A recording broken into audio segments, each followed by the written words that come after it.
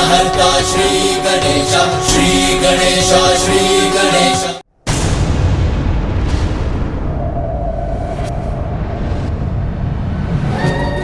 हाँ, यही तो है वो बेर जो माँ को प्रिय है। अच्छा सून जी, समझ गया। और भार पड़ा तो ये डाल टूट जाएगी, फिर तो हमें ये बेर मिलकर ही तोड़ने होंगे।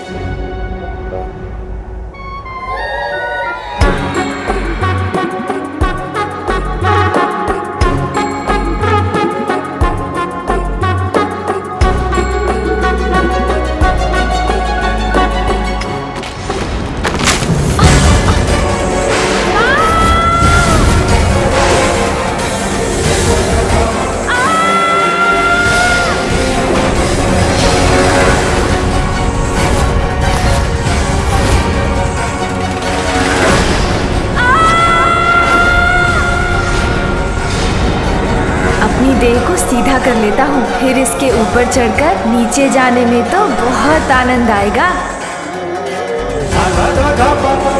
आहा, इस डाल को वाहन बनाकर तो बहुत आनंद आ रहा है मुझे।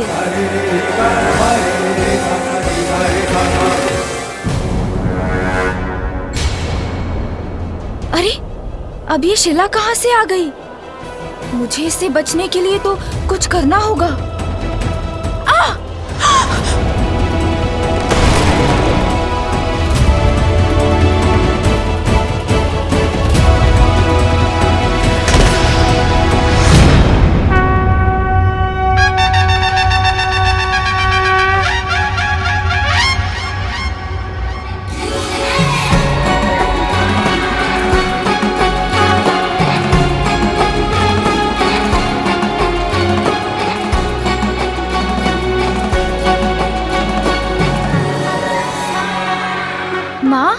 माँ देखिए मुझे, मैं लौट आया और तनिक भी आहत नहीं हुआ मैं। देखिए ना माँ।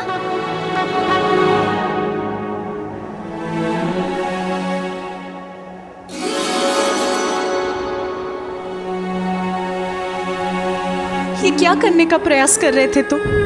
अपने आप को ऐसे संकट में क्यों डाला तुमने? तुम इस संकट में देखकर कितनी दुखी थी मैं, ये जानते भी हो तुम? क्यों बार बार ऐसी पीड़ा देते हो मुझे? बताओ मुझे, उत्तर दो। इतनी ऊंचाई से नीचे गिर के तुम्हें कुछ हो जाता तो कितना कष्ट होता मुझे। इसका एक बार भी विचार किया तुमने?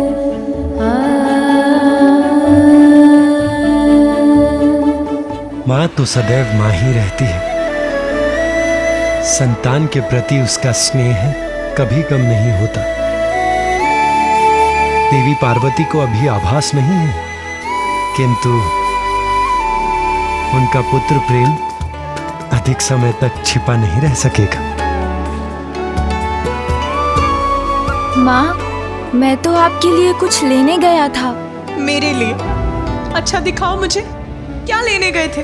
दिखाओ क्या है तुम्हारे हाथ में? माँ, मैं तो आपके लिए बेर लेने गया था।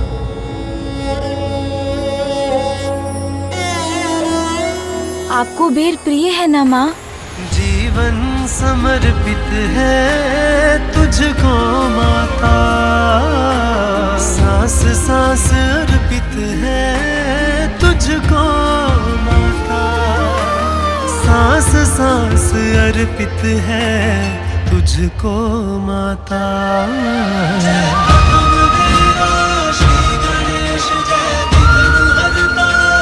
ये लीजिए बेर माँ। माँ, मैं तो आपका वही पुत्र हूँ। मैं आपके लिए कभी भी बेर तोड़ कर ला सकता हूँ, आपकी सेवा कर सकता हूँ माँ।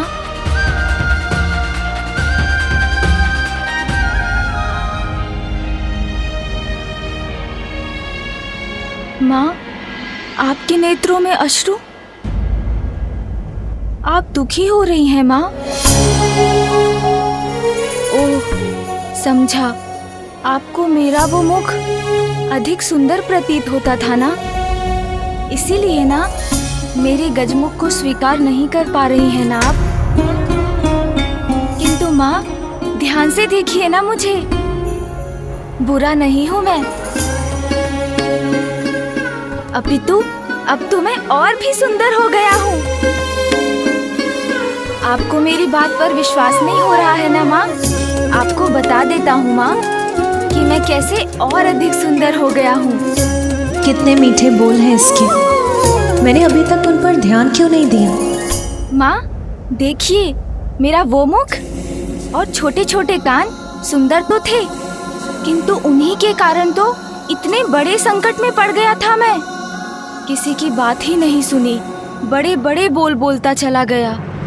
बस भिक्षुक बस, अब मैं आपके मुख से एक भी शब्द नहीं सुनना चाहता। उद्दंडता करता गया।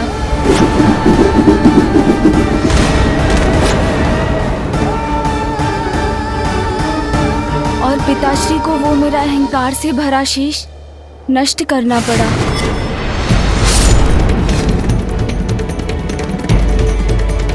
माँ, मैंने उचित सुना है ना कि सुनने से तो ज्ञान बढ़ता है। इसीलिए जो अधिक सुनते हैं और कम बोलते हैं वही बड़े ज्ञानी बन पाते हैं, है ना माँ? अब मेरे इन बड़े कानों से तो मैं सब कुछ सुन सकता हूँ, इसलिए मैं भी बहुत बड़ा ज्ञानी बन जाऊंगा ना माँ? तो माँ, मेरे ये बड़े बड़े कान ज्ञान के ही प्रतीक है ना? मेरे मुख पर तो वैसे ही सूंड रूपी ताला पड़ गया है,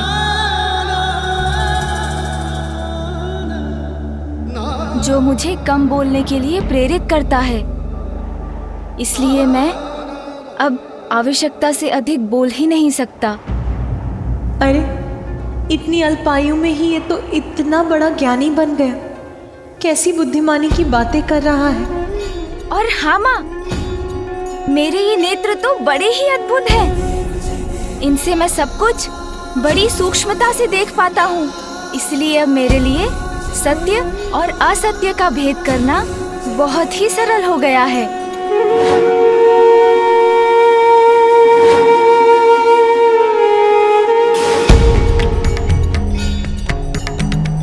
जिन नेत्रों से मैं अपने पिता को नहीं पहचान सका, एक बार किसी जलाशय में स्वयं को झांक कर देखिए, भिक्षुक या भैरूपिया ही प्रतीत होते हैं।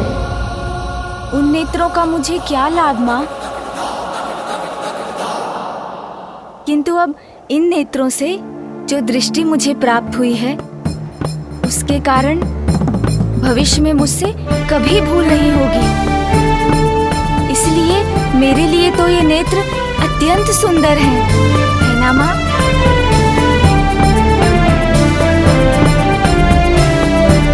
क्योंकि मेरे ये गज नेत्र तो सूक्ष्मता के प्रतीक हैं।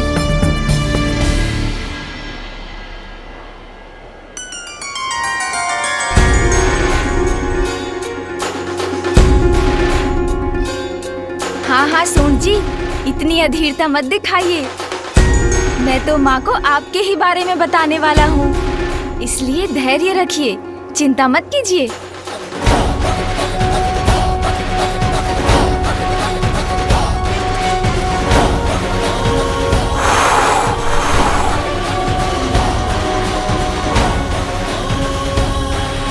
देखा ना माँ आपने, कैसे मेरी सूंड ने इन बेर पर से धूल हटा दी। जो बुरा है उसे हटाकर अच्छे को अपनाने में मेरी सहायता करती है मेरी सूंड। इसलिए मेरी सूंड तो अज्ञानता को मिटाकर ज्ञान को ढूंढने की प्रतीक है माँ। सत्य कहते हो, बड़ी मनोहर है तुम्हारी सूंड। और मेरा ये विशाल गज मस्तक माँ, ये तो बुद्धिमता और ऐश्वर्य दोनों का ही प्रतीक है। क्योंकि गज के मस्तक पर तो स्वयं देवी लक्ष्मी का वास होता है। क्योंकि जो बुद्धिमान है वो तो अपनी बुद्धि से ही सब कुछ प्राप्त कर लेता है ना माँ?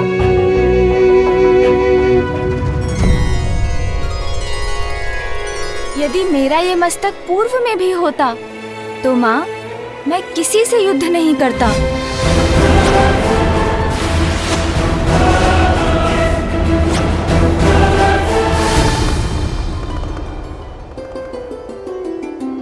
क्योंकि तब तो मैं अपनी बुद्धि का प्रयोग करता ना माँ। अब देखिएगा, इस मस्तक के कारण कभी आपके पुत्र का कोई अहित नहीं होगा।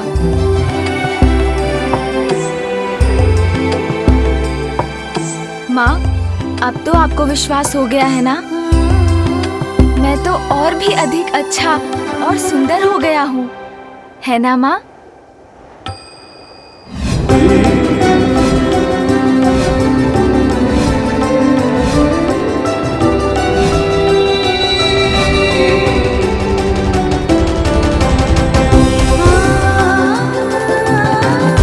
इसका यही रूप तो सर्वप्रथम मेरी इस कृति के रूप में उजागर हुआ था। मैं ऐसे फिर भी नकार रही थी। इतनी निष्ठुर कैसे हो गई मैं? वो प्रकाश जो आपके चित्र से निकला, वो आपकी इच्छाओं का ही साकार रूप था। आपकी कामना ने आकार लेकर आपको अपना आभास कराया है। आपकी ये बिगड़ी हुई कृति भी निकट भविष्य में आपकी इच्छा पूर्ति का ही शुभ संकेत है।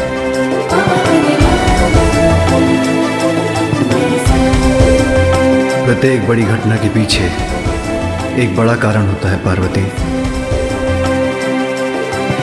तुम्हारे पुत्र ने तुम्हारी कृति के माध्यम से तुम्हें अपने आगमन का संकेत पूर्व में ही दे दिया था पार्वती। हाँ स्वामी, आप उचित कहते हैं। मैंने ही इसे पहचानने में देर कर दी।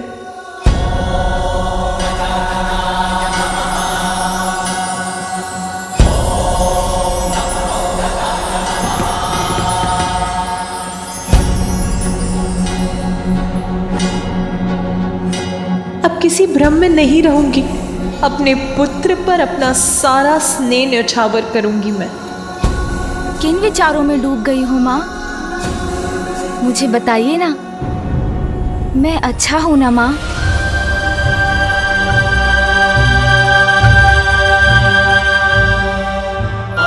इस संपूर्ण संसार में तुमसे अच्छा और तुमसे सुंदर कोई नहीं है पुत्र।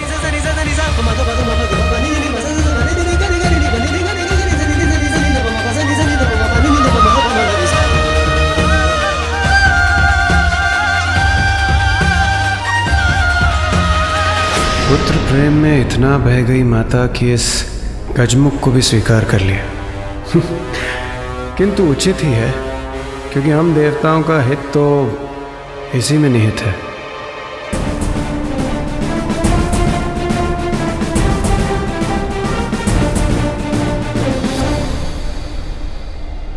पुत्र, अब मैं तुम्हें कभी अपनी आंचल की छांव से दूर नहीं जाने दूंगी।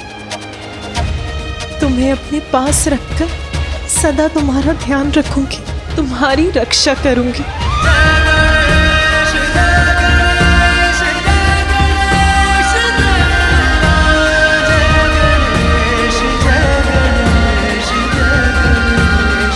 पुत्र, आज तुम्हारे ही कारण तुम्हारी माता पुनः प्रसन्न हुई हैं। तुम्हारे ही कारण उनके क्रोध से हमारी और संपूर्ण सृष्टि की रक्षा हुई है।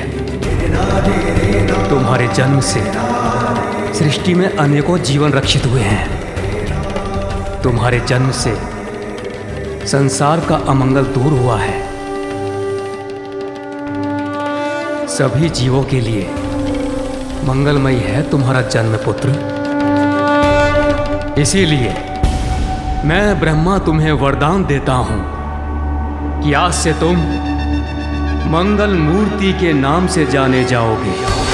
स्वामी श्री मंगल मूर्ति, जन जन पूजे होती कामना पूर्ति। विघ्नहरण सुखदायक देव गणराया, वांछित फल पाया जो चरणों में आया। जय देव जय देव।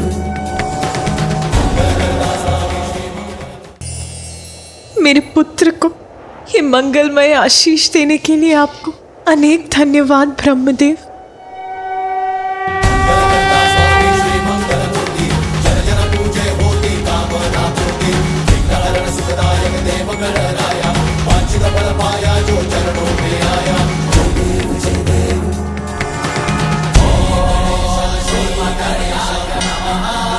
श्री गणेश, श्री गणेश, श्री गणेश, विघ्न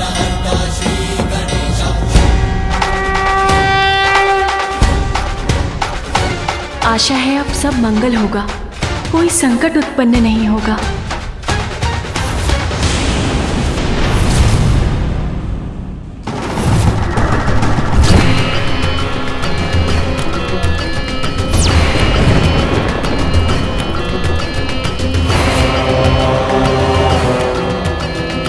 असुर सम्राट गजमुखासुर की, असुर सम्राट गजमुखासुर की, असुर सम्राट गजमुखासुर की, असुर सम्राट गजमुखासुर की, असुर सम्राट गजमुखासुर की, असुर सम्राट गजमुखासुर की, असुर सम्राट गजमुखासुर की, असुर सम्राट गजमुखासुर की, असुर सम्राट गजमुखासुर की, असुर सम्राट गजमुखासुर की, असुर सम्राट गजमुखासुर की।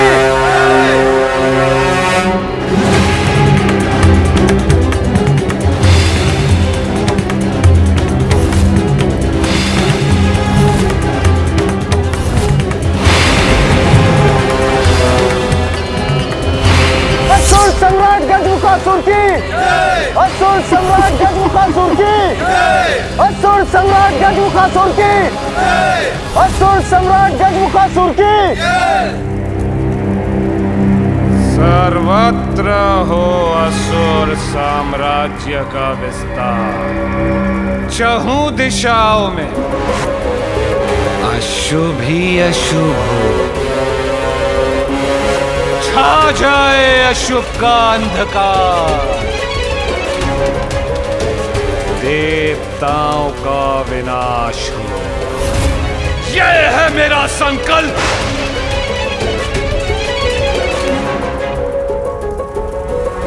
गजासुर के बाद अब मैं हूं पाताल लोक का सम्राट।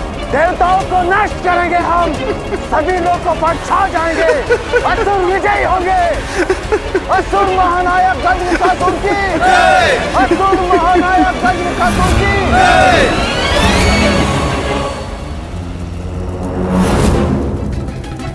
सेनापति, क्या हमारी असुर सेना देवलोक पर आक्रमण करने के लिए तैयार है?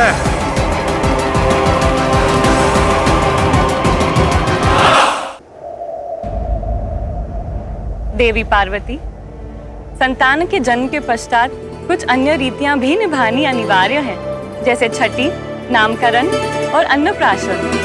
हाँ देवी पार्वती, हमें तो अब आपके पुत्र के छठी के उत्सव में निमंत्रण की प्रतीक्षा है। अवश्य।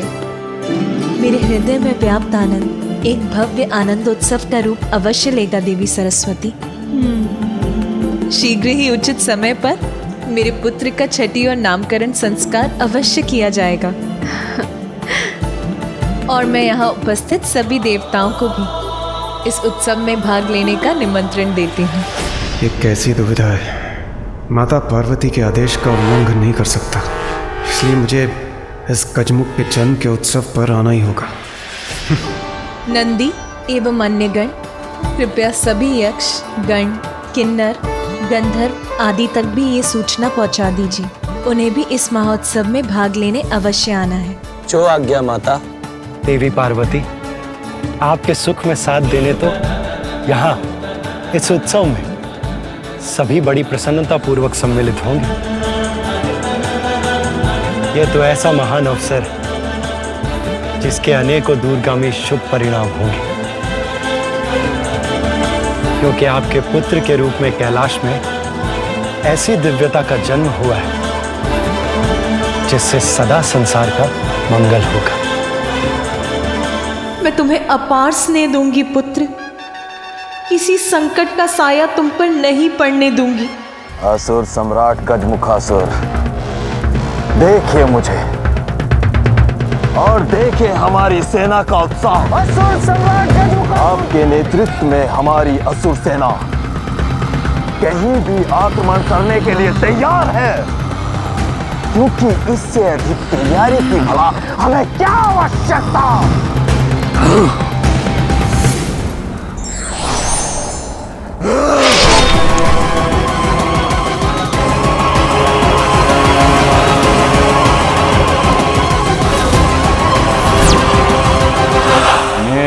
प्रश्न का उत्तर बस हाँ या ना में देना चाहिए था इस मूर्ख को।